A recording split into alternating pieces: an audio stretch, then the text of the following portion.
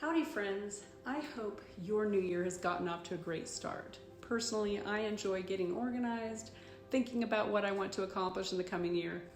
But when it comes to real estate, I work hard to stay on top of what's going on with the housing market so that I can keep you informed as well.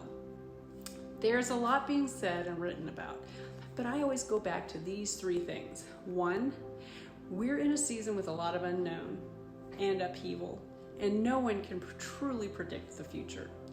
Two, history is a great teacher. Three, the news is often inflammatory, but remember, they're trying to run a business as well. But with that as a backdrop, I wanted to share updates for 2023 from leading economic experts in three areas of concern. One, interest rates.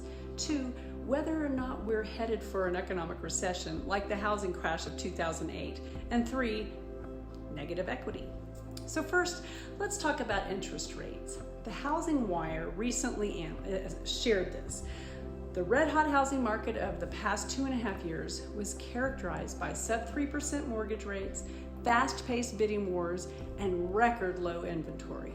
But more recently, market conditions have done an about-face. And now is the opportunity for everyone to become re-educated about what a typical housing market looks like. It's important to remember that 2021 and 2020, were outliers and should not be the expectation. Instead, 2023 is likely to act more like the previous norm before the craziness of the pandemic. Another helpful insight comes from NAR, or the National Association of Realtors. They shared, while 2022 may be remembered as a year of housing volatility, 2023 will likely become a year of long-lost normalcy, returning to the market. Mortgage rates are expected to stabilize while home sales and prices moderate after recent years. Right now, the 30-year mortgage is averaging about 6.48%, while the average interest rate on a 15-year rate is currently at 5.73%, according to Freddie Mac's weekly rate report. Now, these may still seem high, especially in comparison to those sub-3% mortgage rates we've seen in the past few years, but those should not be here to stay. Sam Cotter, of Freddie Mac's chief economist, he encouraged that while mortgage activity has shrunk over the last year, inflationary pressures are easing and should lead to lower mortgage rates in 2023. So the takeaway from this is that we should begin to see the crazy high mortgage interest rates decrease in the coming year. Now, let's talk about the elephant in the room. Are we headed for another recession like we did in 2008 when the housing market crashed? Are we?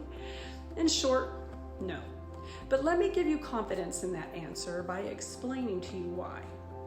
When you look at the historical perspectives of every great recession in the past century, the 2008 recession had three key factors that were not present in any other recession and also not present now.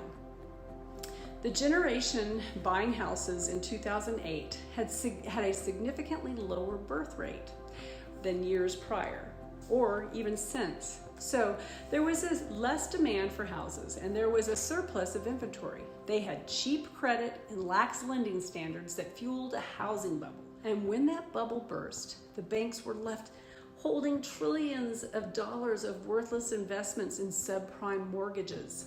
So right now we have much stronger standards for lending, and the current age group that makes up the first-time home buyer market is the largest generation in history. And we still have not caught up with the shortage of homes built for the need.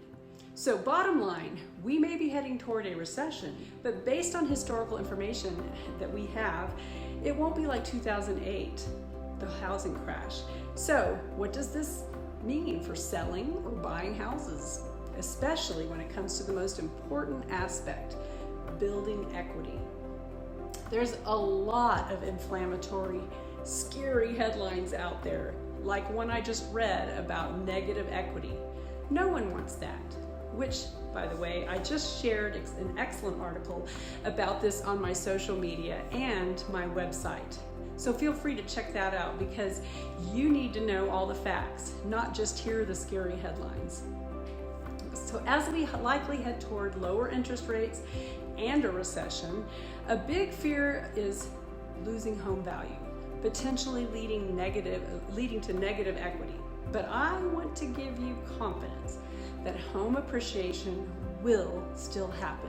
Homes will continue to increase in value, and you will continue building equity. It will just be more like the normalcy we were used to before the craziness of the last 2 years.